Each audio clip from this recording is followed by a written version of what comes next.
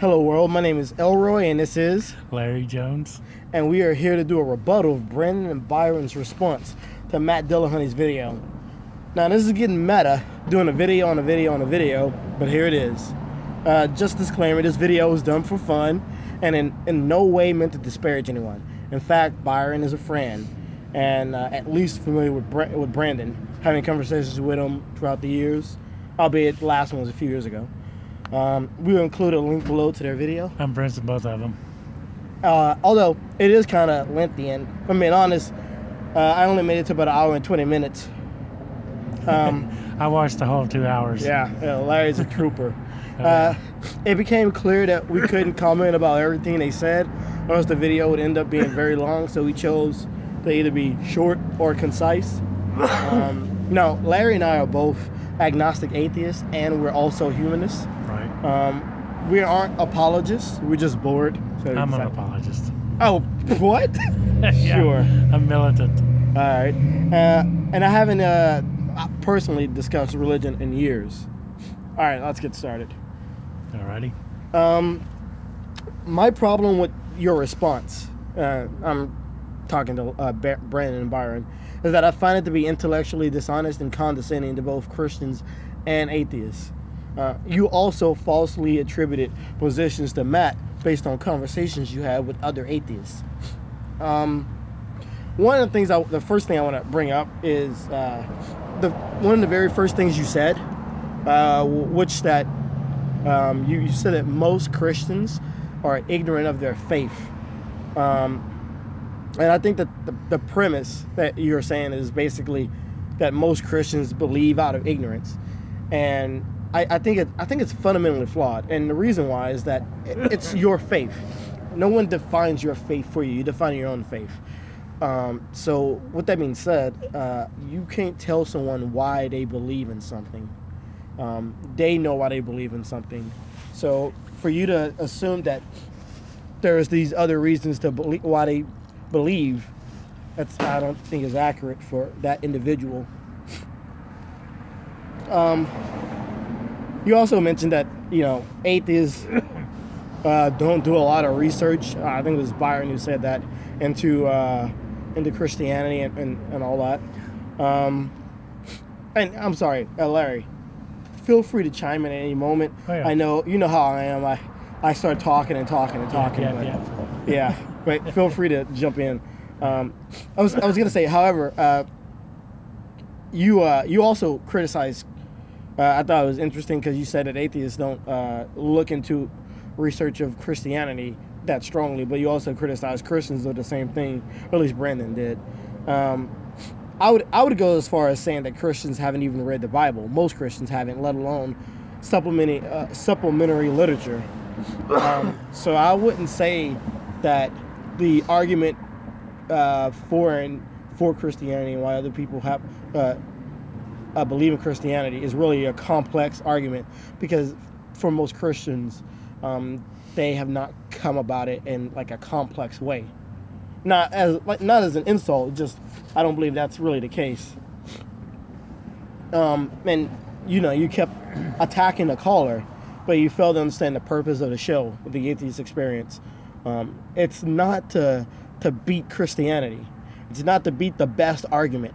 It's just pointing out that the average everyday Christian have come to these conclusions about their faith without giving greater thought to the issues and without asking themselves whether or not they believe in what they believe in a logical manner, which it seems like you agreed with. So I want to make a comment about the low-hanging fruit. Okay, go for it. Brandon kind of suggested that they aim for the Atheist Experience show aims for the low-hanging fruit. But the thing is, they don't cherry pick their callers. They take whoever calls in. Matter of fact, I heard in a recent show, they have trouble getting enough theists to call in. It's Right. like we get a lot of atheists call in, and they have a limit of only 3 atheist callers per show.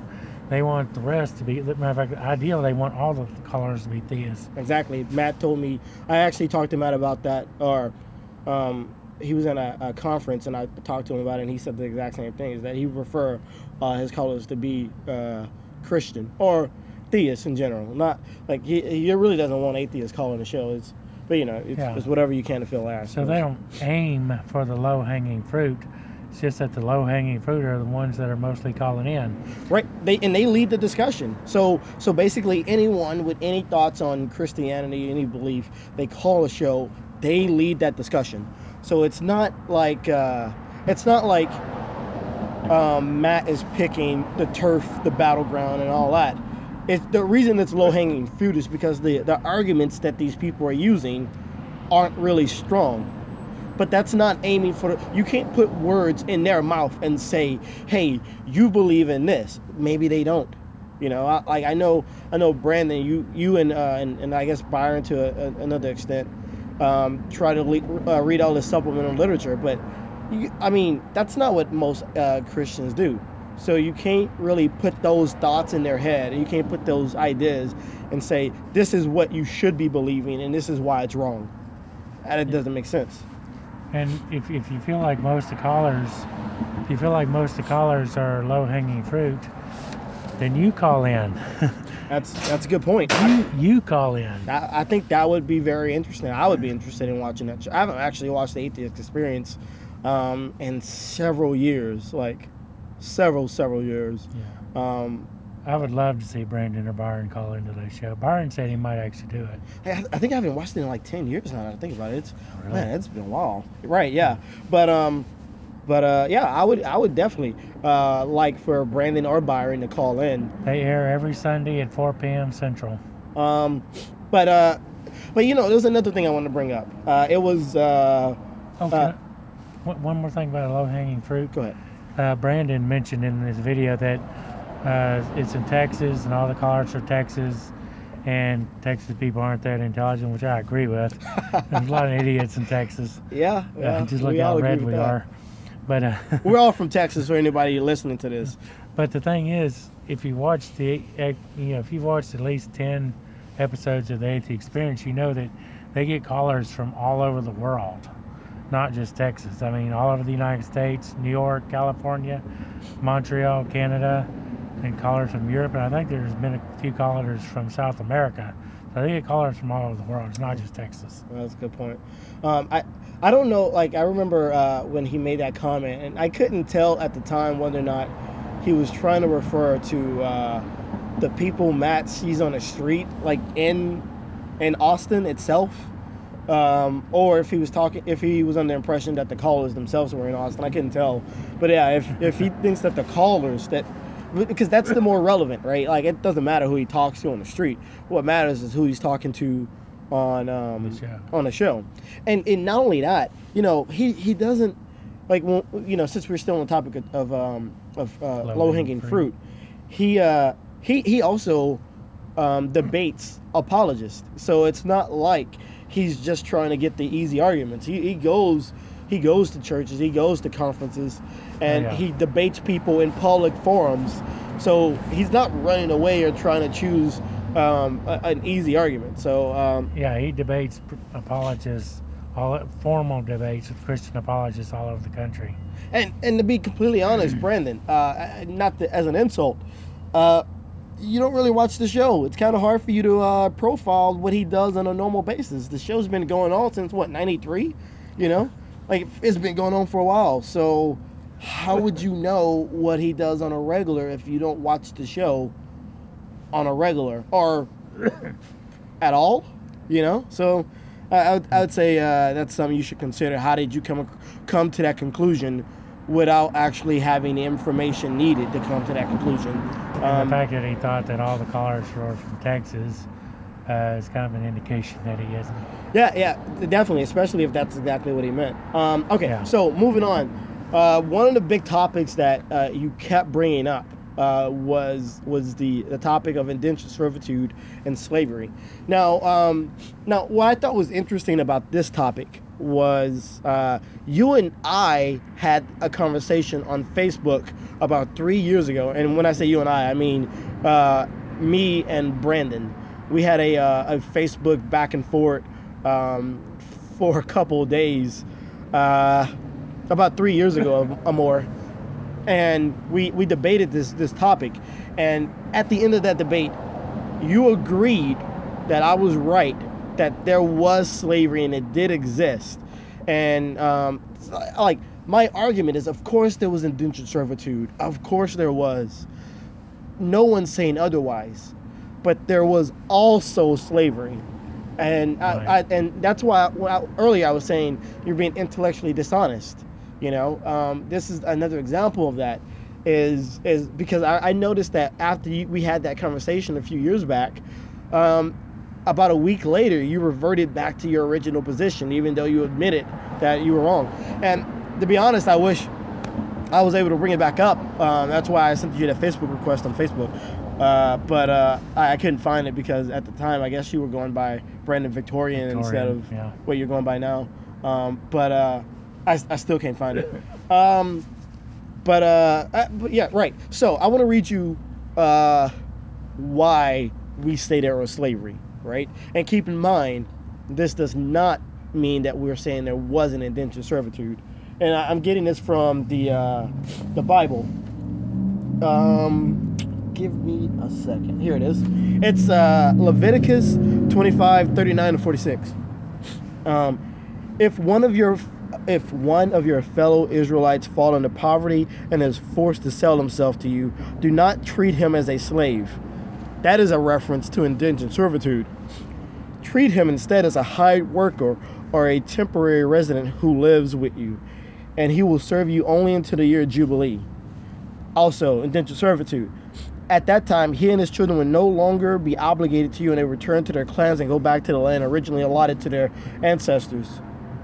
The people of Israel are my servants, who are brought out of the land of Egypt, so they must never be sold as slaves. Show your fear of God by treating them harshly. By not treating them harshly. Now, that was all references to indentured servitude. Now, it goes on to say, however, you may purchase male and female slaves from among the nations around you. You may also purchase the children of temporary residents who live among you, including those who have been born in your land. You may treat them as your property, passing them on to your children as a permanent inheritance. You may treat them as slaves, but you must never treat your fellow Israelites this way. The Bible's making a clear distinction between indentured servitude, which you can do for the Israelites, and slavery, which is for every other human out there. What was that wording again? Permanent? Permanent inheritance, which, that's some stuff that happened in olden times out here in America. Yeah. Well, I guess technically it wasn't permanent, but they didn't know that at the time. But yeah, I mean, that's the thing. Like, we had that conversation, we went back and forth, and you admitted that that I was right on that. And that's the thing, though. It's like, I don't fault people for being wrong. We're all wrong at some point in our lives. What is bad is when you know you're wrong and you say something otherwise. Like back to your former position. Right. Like that shows a closed mind to accept positions. Like back when I did these kind of things more often, like, I don't normally discuss religion anymore. I feel like I kind of outgrew it. But back when I did this stuff more often,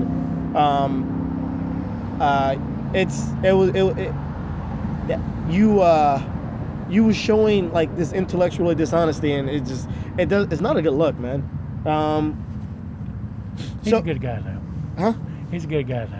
Yeah, I mean, sure, in general, I'm sure he's good. It's just, intellectually dishonesty is unfortunately a common flaw in humanity. And while he may have it in relation to his religion, other people have it in other things. Some people have it in politics, But moving on, right? So one thing that you did say that it's just a small little note that I was multitasking while I was watching the video, and I heard this one line you said, and I just wanted to say something about it. You said that you were talking about genocide and the Canaanites, and you were saying, oh, so go ahead, Larry. I want to make another comment about slavery. And me and Brandon respectfully have gone back and forth about this several times. But I point out, I think it's Exodus 21:20 or 20:21. I can't remember. I don't have my Bible in front of me. I forgot to bring it. We're at Log On Cafe, in case you're wondering. And it specifically says, and it's God talking. I wish I had it in front of me, but it's God talking, saying that you may beat your slaves. And I don't remember the exact wording, but you can beat them. As God was telling the Israelites that they can beat their slaves as severely as they want to, as long as the slave recovers a day or two later. And of course, Brandon always makes the argument that, well, I mean, if you don't want to beat the crap out of your slaves because you want them to be able to keep working on the plantation or whatever. And okay, I get that, but it's the fact that it's God commanding him, saying, you can if you choose to. It may be stupid to choose to, but you can. It's within your right, or you're not breaking my law if you beat them, within a couple inches of their life, so to speak. And it's just the fact that God allows you to just beat the crap out of your slave if you want to, for whatever reason, is what's morally repugnant, in my opinion. Yeah, that is a great point, because you can say that it's not a good idea to beat your slaves to death. The problem with that is it's never been a good idea for any slave master to beat any slave to death, and yet they have done it time and time and time again. So that's like, just because it's not a good idea doesn't mean that's not what's happening. And you made a comment earlier that said that at that time in that place, that slavery was as common as breathing, and God was, I guess you were trying to say that God was working in this society, so the society he was talking to people in. However, in Leviticus as well, it talks about bacon, and it tells you, it doesn't say bacon. It talks about the kind of animals you can eat, and obviously those animals produce bacon. So it talks about those, and it says you absolutely cannot eat these animals. All we're saying is that that's the kind of wordage that you would expect for him to say at the very least about slavery. Like God shouldn't be having stronger wordage against what kind of animals you shouldn't eat than slaves, and he does condone it. I mean, that's the problem, though, right? It's that it's not so much that he's talking about a thing that happened. It's the fact that he, like in Exodus, that, like Larry was saying, he goes on and he tells you the rules of how you can beat it. But he doesn't say, how about just not beating your slaves? Yeah. How about that? Or how about just not having slaves?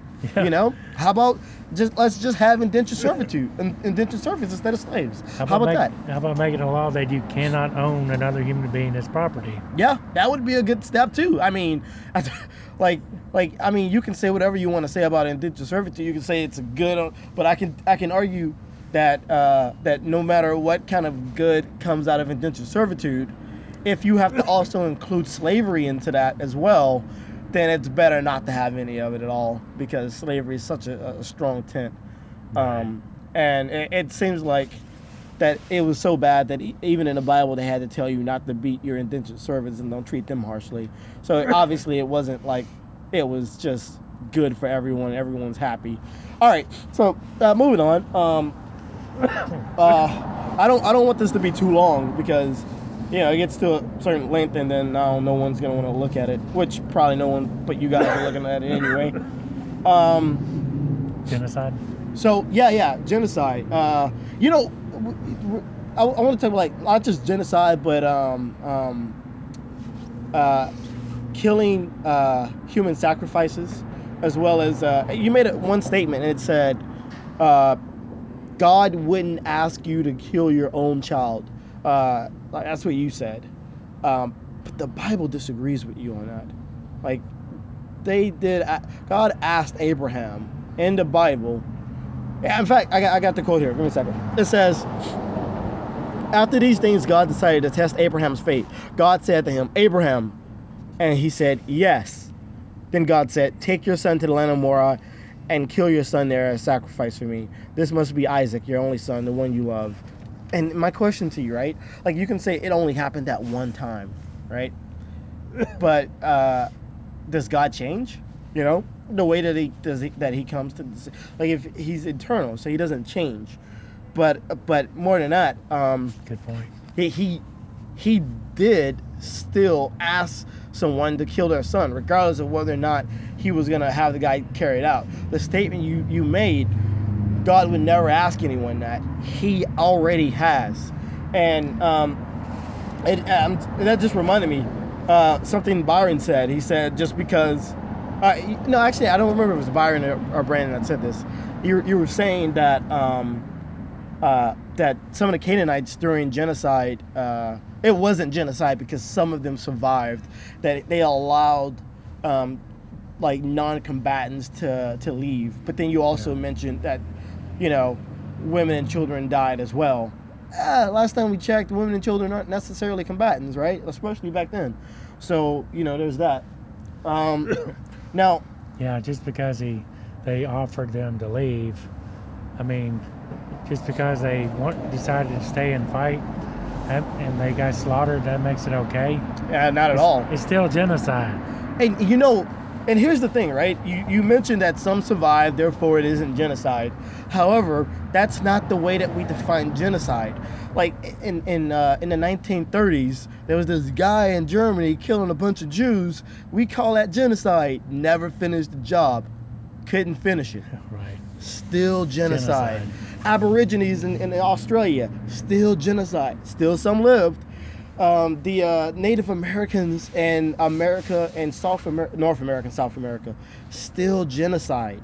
Like, just like it is not part of the definition that you need to finish the job for it to be considered to be genocide. So I just wanted to correct that whole thing. And what would you think of us if, like, if an army went into, say the American Army, Army, Navy, Air Force, Marines went down to Mexico and went to a little town in Mexico and said, okay, we're going to give you a chance to leave, but if you don't leave, we're going to slaughter you. What would you think of the U.S. military if they pulled something like that? Be heinous. They're pretty shitty. Yeah, and, you know, as a vet, you know, I was in the Army. I fought in Iraq, and we had rules of engagement, and the Geneva Convention said can't commit genocide. You know, like it's you just can't do it. You can't do it. And you know what's funny is we had some people from other countries, some other soldiers from other countries there, and they were like, yeah, you should just kill everybody. And we're like, no. I'm so glad America was leading the fight on that, because just because there are some enemies in this one area is not a good reason to kill everyone in that area. And you have to keep in mind, when you sack a city, that means when you kill everybody in that city, that means you went past when the combatants were still fighting. Like, it's one thing of collateral damage. That happens even now, even though we've gotten better at keeping collateral damage to a minimum. It happens even now. But that's not collateral damage if you are killing people after the war is over. Like that's not collateral. That's immoral. Including children. Yeah, and children. That's immoral. You said that's their ass. You know, you said, you know, if they stay, that's their ass. Really? Like, are you pro-life? Because last time I checked, you can't hold a kid responsible for the things that his parents did. Is that little kid's ass too? I guess he deserved it as well. I don't want to get all, you know, judgy and all that, but, you know, it's just killing kids is one of those things that annoys me. And there's one instance where God told the Israelites to go in and slaughter I think it's the Amalekites or somebody, and not only slaughter every man, woman, and child, and even the infants, but then kidnap the virgins and force them to be your wives. And I'd say that's pretty immoral. Absolutely. That's absolutely immoral. You know, there was a thing I wanted to bring up, and it was all right. You talked about Byron. Sorry, Byron. You talked about nuance, and I thought that was very interesting, right? Like you said that atheists are not willing to accept Christian nuance, and I agree for the most part. Atheists, secular people of different faiths, different religions, even people of different denominations doesn't accept nuance. You know why? It's a bad argument because like whose nuance should I accept? Is it yours? I'm talking to you, Byron. Is it yours? Is it Brandon's? Because I like listening to you guys. You guys differ on some key nuances. Like even the nature of Jesus, you guys seem to disagree on. So, like, should we accept Muslims or Jews or Hindus? Should we accept their nuance on how things happen? Like which denomination? And the way I see it is, there are these places out here in Beaumont in the Bible Belt where you can buy nuance all you want. Like what was the name of that store out here? Lifeway. Lifeway, right? Like Lifeway is basically a Barnes and Nobles for Christians. You can go there and you can select whatever nuance you want that helps reinforce your beliefs. And that's a problem. That's not a very intellectual, logical way of coming to a conclusion by picking what you want it to say or what you feel like it should say. So, you know, I know Byron Brandon's been giving you supplementary reading material, or at least pointing you in the right directions. But is that really the best way of coming to a logical conclusion? By just reinforcing what you believe, or believing stuff based on what you read on some supplemental reading material? I would say it isn't. Byron respectfully also made the comment, quote, atheists have a wooden literal interpretation of the Bible. Right, and the way I see it is, the reason why is because if you accept the premise that the Bible is God's, like if you accept the whole God thing, and then you accept that the Bible is the Word of God, and that it's divinely inspired, then you would have to say the number one purpose of the Bible, right, would be to inform people. Now, if that's the number one purpose, to inform people, what is the most important aspect of that? The foundation is accuracy. That would say that if the Bible is inspired, and I know Brandon said there was made like 40 different authors or some sorts. I don't know exact amount of authors, but yeah, I'm familiar with the process.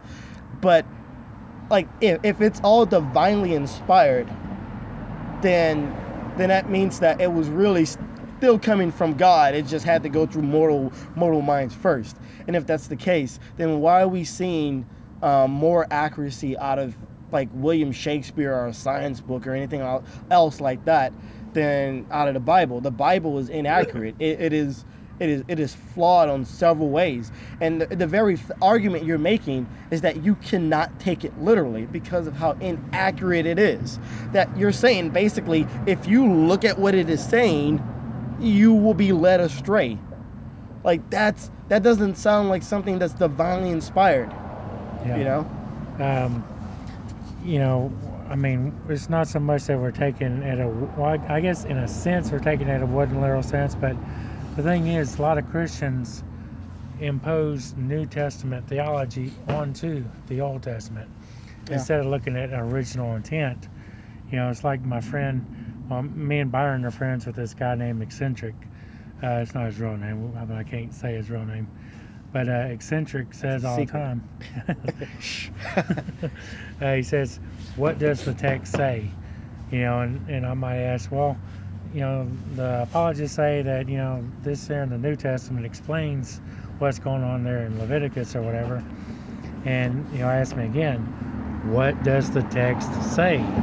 And you got to, when you're interpreting Genesis or Leviticus or whatever, you got to, you got to take into consideration the historical context and the situation going on and everything. Exactly, yeah, I agree. But also have to look at just what the Bible is saying. I mean, like, there's that one verse says, Jacob I loved, Esau I hated. And Christian apologists, well, they'll quote Jesus and they'll quote Paul, say, well, what that really means is God favored Jacob and didn't favor Esau or whatever. And I'm like, no. What does it say? It's not what it says. It says, Jacob I loved, Esau I hated. You can't just take New Testament theology and try to impose it onto the text.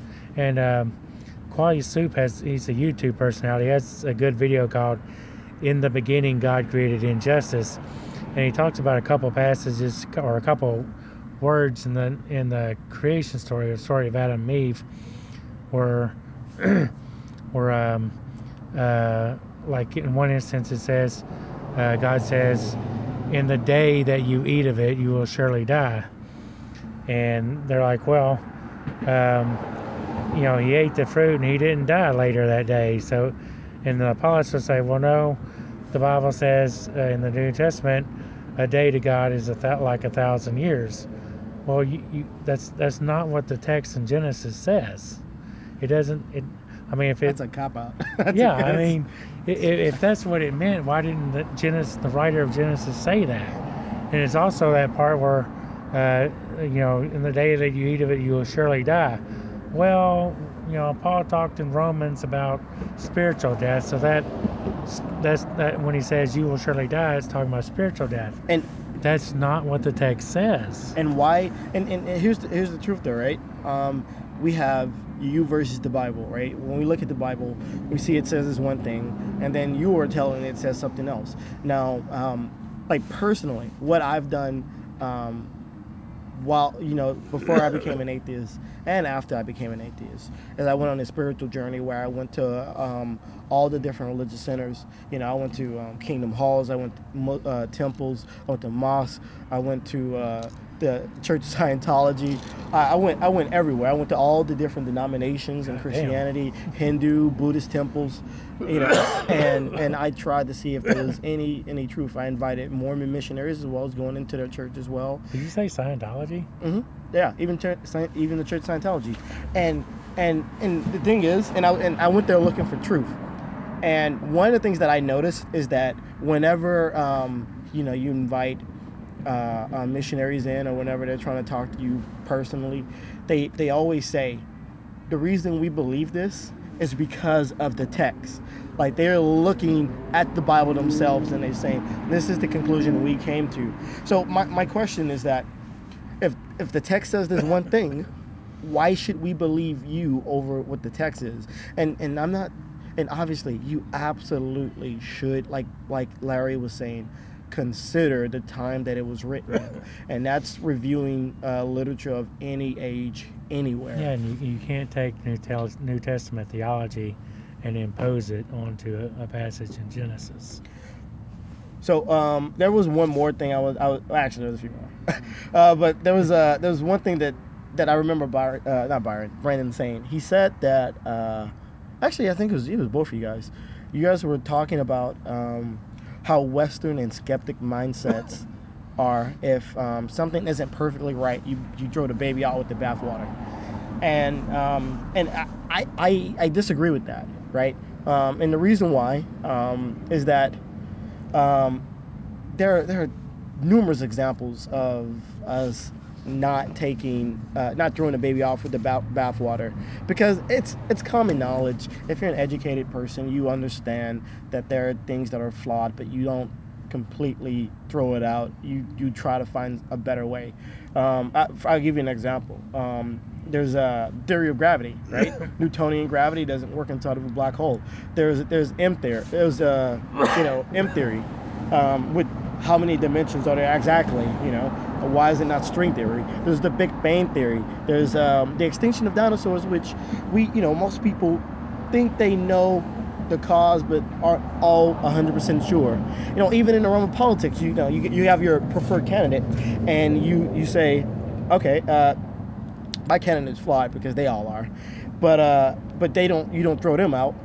The difference, though, right, is what matters is how many flaws and to what extent. See, and this is nuance, and I want you to hear it, right? Some people see all of the flaws, and this is you, Brandon. I'm talking to you. Some people see all of the flaws and realize they don't mesh with reality, and they stay with it, right? But that's not putting it in a back burner. What that is, it's ignoring it. Because what you're doing is you're okay with never finding a solution. You're okay with dying before you ever come to a conclusion on that. That's the definition of ignoring it. The putting it in the back burner means that, hey, I had this problem, and one day we need to find an answer. Maybe not today or tomorrow, but I want to find an answer to this. Have you found an answer to every question, Brandon? How long have they been on the back burner? So, and my question to you, Byron, is it logical to give 100% faith to something that's not 100% accurate? Yeah. But Yeah. and another thing, right? So, you were saying that too many people are forcing old interpretation. The way I see it is, if the Bible is divinely inspired and God's moral never changes, then you wouldn't see 21st century man's morals be superior. And I know, Brandon, Byron, you guys have a problem with saying that, right? How can we say that our morals are superior, right? And okay, so and the reason I say superior is not because you said the reason it's, if God takes a life, that's his right. If I take a life, that's not my right. We don't have the right to take life, right? And the problem with that is that sometimes, as a human, we do have the right to take a life. You have the right to take a life, self-defense. You have the right to take a life if you're a soldier in war. There are plenty of times you have a right to take a life, but that's not what dictates whether or not it is moral to do so, whether or not you have the right. You can have the right and do it morally. You can have the right, you can do it immorally. You can not have the right, and I don't really know about being able to do it if you don't got a right to do it. But One, Brand. so I was gonna say, like in the Bible, it says that man has dominion over all animals. If I have the dominion over a rabbit, that means I can stab a rabbit in the face. That's my right to do. But that wouldn't be moral to just go up to a rabbit and stab it in the face. Animal cruelty. Yeah, it would be highly immoral. And I would say that if you were to think that that is okay because I have that right, I would say that your morals are skewed. And I don't get my morals from God, which is how I'm able to judge. And that's the thing, right? Is that how do you know that the God you worship, if he's a good and just person, right? If you were to worship this God, do you not think that it is important to know whether or not he is a cruel deity, an evil deity, or a good? Or do you worship him simply out of fear? If you worship him simply out of fear, I understand. That God attacking, that'd be scary, right? But if it matters to you and you're not doing it out of fear, then you should always align yourself on the right side. And there was one more thing I was going to say about that, is that the reason that I don't take lives lightly is because of empathy. The reason I don't enslave people is because of empathy.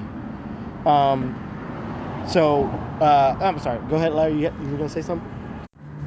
I just want to make, Brandon made a comment, we don't have the right to tell God what is right and what is wrong. And he also said, if God tells you to do a thing, it's not wrong. Forgive me if these aren't verbatim. I'm trying to, but and Byron said, atheists don't allow God to be God. And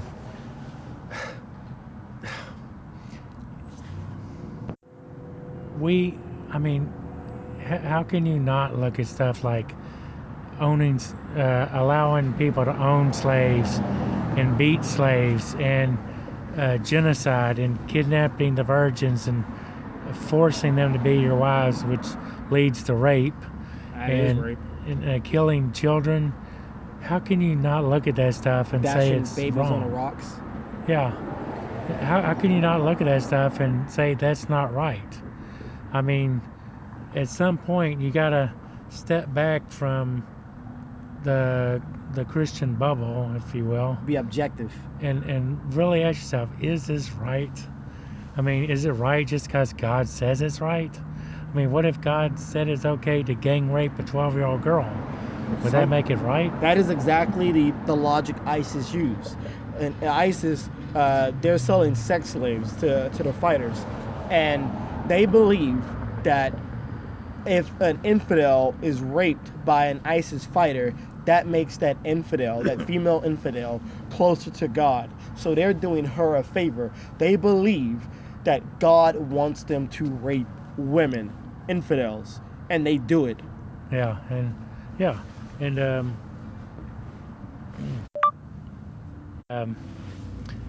it's just that you know, you look at the things that God has done in the Bible. You know, it's like, why does this holy, all-loving, all-wise God always resort to brute force and violence instead of intellectual persuasion or something like that? You know, why doesn't he counsel everybody? Or command them. Command them. And of course, I know what Brandon's going to say is like, well, you don't know better than God. God is wiser than you.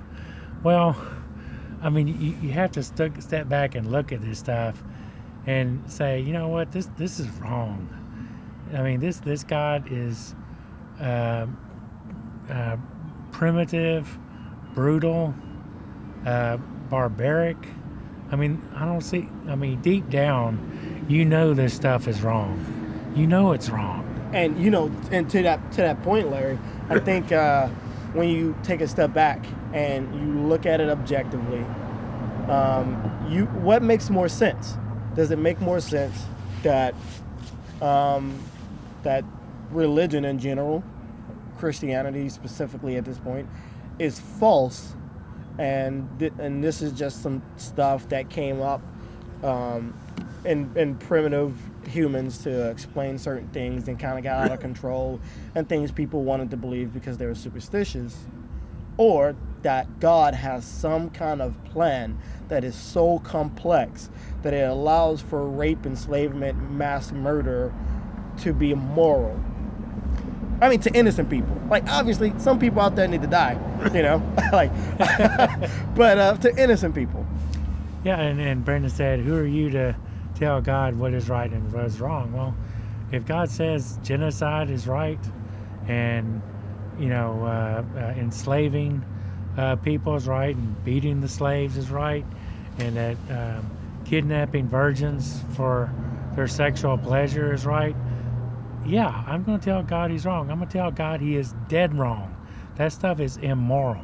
It's brutal, it's barbaric, and it is morally repugnant.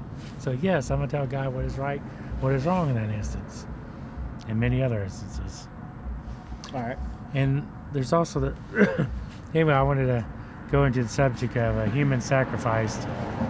The story of Jephthah, I think it's Judges 11, and I've watched the J.P. Holding video, and honestly, I'm not too impressed with him. He tends to read a lot of stuff into the text that's not there. It's like Eccentric says, "What does the text say?" Don't don't read in between lines and add a whole bunch of other stuff that's not there. What does the text say? And you dispute the common translation. I don't know what the Hebrew word is, but the Hebrew word that's often translated burnt offerings, or I know even the New Revised Standard Version, which is a highly respected version of the Bible, translated burnt offering, and I admit I'm gonna have to do some studying on that. I'm gonna do some a word study on that, and maybe read some things. But they said atheists never say those things. Yeah, Byron specifically said atheists never say those things. Oh yeah, I remember that. Yeah. Sorry, Byron, but but still, and Byron made the comment, well, Jephthah made a rash vow, quote unquote. Well, God still honored it. I mean, I mean, if God was a God of love and morality, he would have said, yeah, that was a very stupid vow, but you know what? I'm not going to make you honor it. That's evil. You know, just forget it. Because, I mean, that's just evil. But I will do more studying on that Hebrew word that's often translated burnt offering. But anyway. All right. There was something else, Byron, that you said that touched me personally. Personally. You said you were talking about Larry quoted you earlier about you said God, humans don't let God be God, or I can't remember exactly the words you used. Atheists don't let God be God. Right. And you were relating this to the humanist worldview, right? And I gotta say, Byron, I feel like I failed you in this manner, because you fundamentally do not understand what humanism is. And I really wish that we've had more talks and discussions over the years, more relevant ones than just, hi and stuff like that. But humanism, its purpose isn't to state that atheists thinks that human authority is greater than God's authority. I mean, first of all, atheists don't even believe in God, but humanists, while it's secular, it isn't the position of all atheists. It's not even by default. It's not even the default position of atheists. Not all atheists are humanists. Yeah, nor are only atheists and agnostic humanists.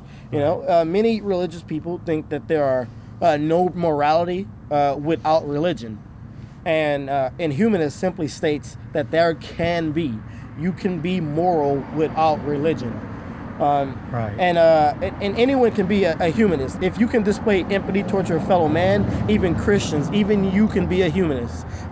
So if you see a homeless guy in the street, and he's hungry, and he tells you he's hungry, and you help it, you get him a meal.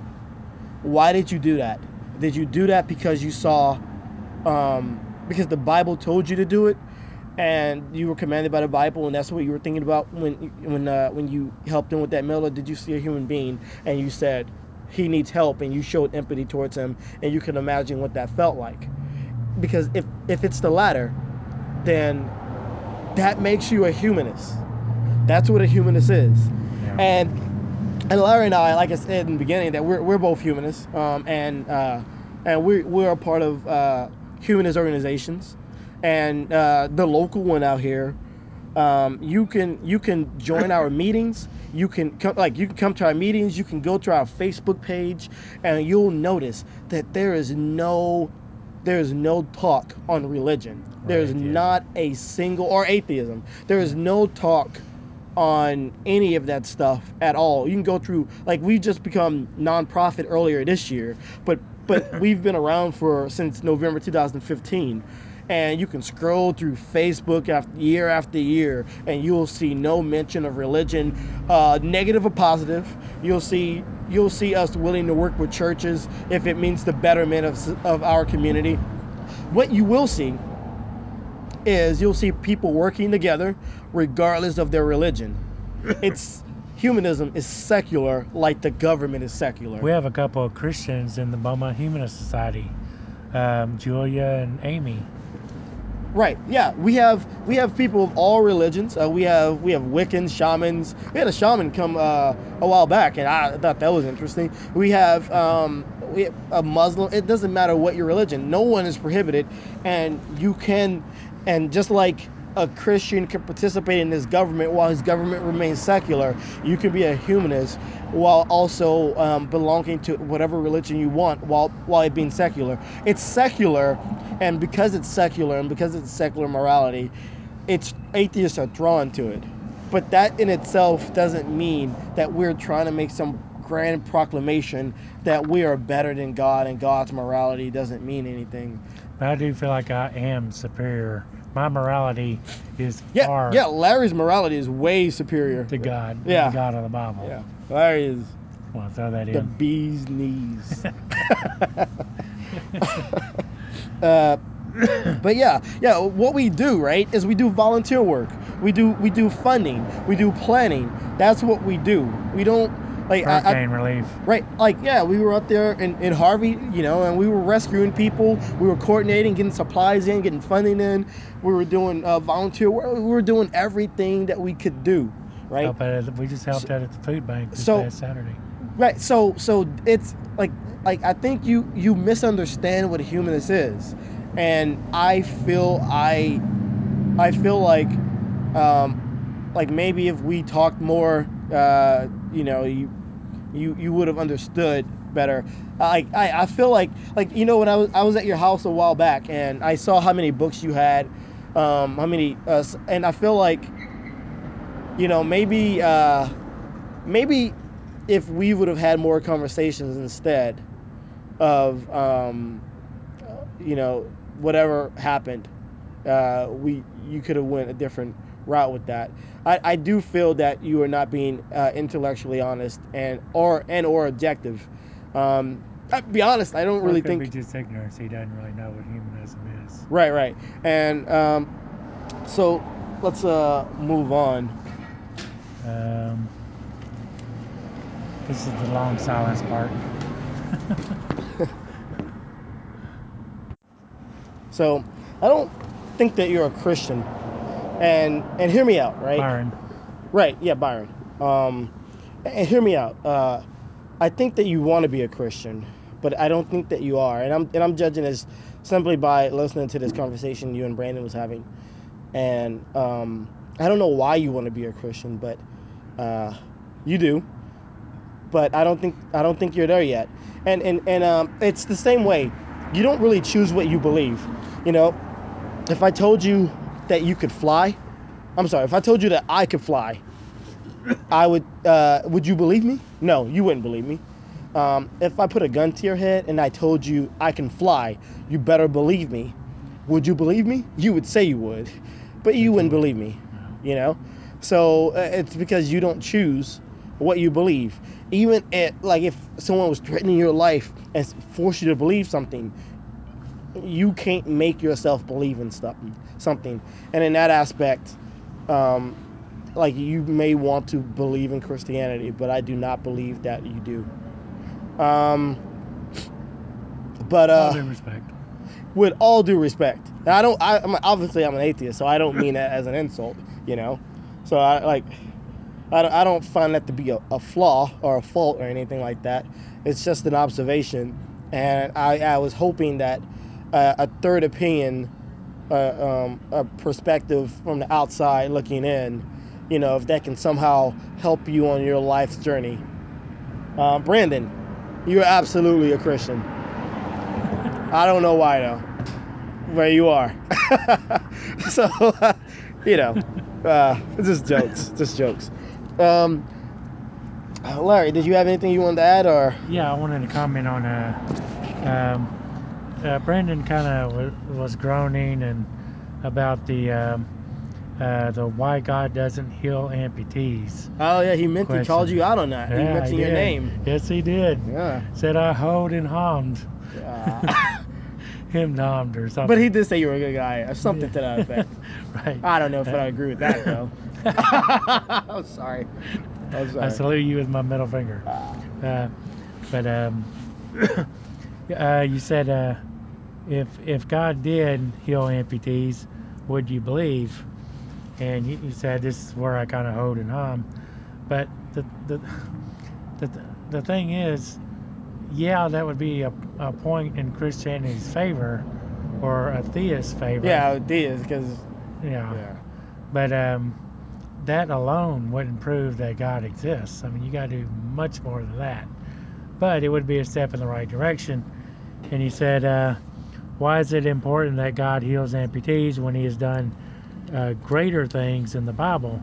And you gave the example of, was it Lazarus? Said if a body is dead for 4 days, then is resurrected, that's way more impressive than God healing amputees. And respectfully, I think... he was talking about Lazarus. I don't know why I was thinking the resurrection of Jesus Christ when he said that. Yeah, Lazarus dead for 4 days. Okay. Lost my train of thought. Oh, I'm sorry, man. That was all my fault. I think you're kind of missing the point, Brandon. Respectfully. Sound respectful. Sorry. I'm sorry. Go ahead. My co-host sucks. Anyway, I think you're kind of missing the point. Now, it really has to do a lot with the miracles more than the existence of God. I mean, yeah, there's that video, Why Won't God, and it's about the existence of God, but the thing is, okay, a lot of, if you ask Southern Baptists, why won't God heal amputees, a lot of them will say, well, because miracles have ceased. You know, prophecy, speaking in tongues, and miracles ceased after the last apostle died. So that's why God doesn't heal amputees. He doesn't do any miracles. Miracles have ceased. But a lot of Christians believe in miracles, and they'll point to this and that, and you know, and it never, but they never talk about an amputee having their limb grow back. And if amputees never have their limbs grow back, maybe it's because miracles don't happen. And that's the main point of that question, to kind of get you to logically see that, you know, if miracles were happening, at least a few amputees would have their limbs grow back. So anyway, that's what I want to say about that.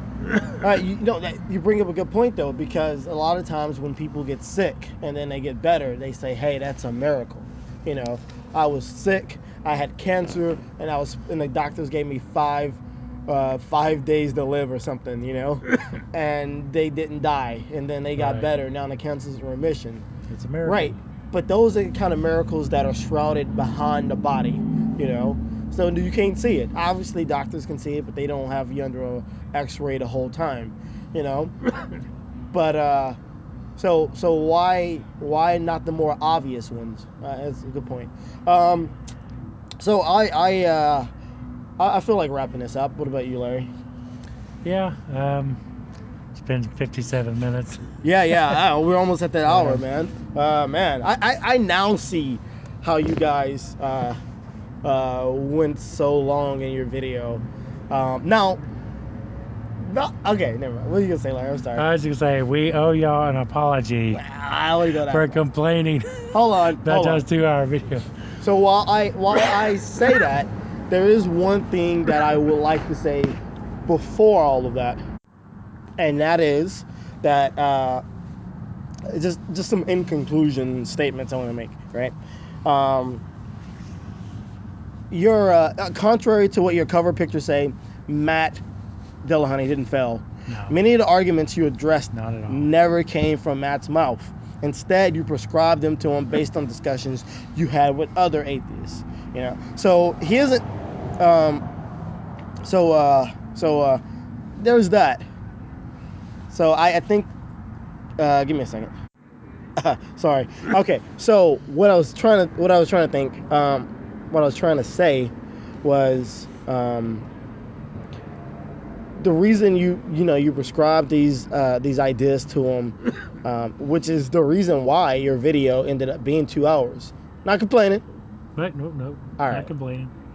But just saying, it's your video. You can do whatever you want. And our video is like almost that. It's like half that. You know. So I can get how time can get a hold of you, but but you have on that cover, Matt, a picture of Matt, and then fail, when the vast majority of what you were talking about didn't show Matt failing. If anything, it was about other atheists that you had problems with, and then it was Christians that you didn't like the way they believe and what their faith was. Yeah, y'all seem to criticize the caller more than y'all did Matt. Right, and so I can't see how Matt failed in any way. Matt didn't fail. Right, but yeah, I mean, his video was 9 minutes long, and you guys made a 2 hour. Yeah, a 2 hour video. That's okay. Which is great. you know, you're helping YouTube out there. That's good.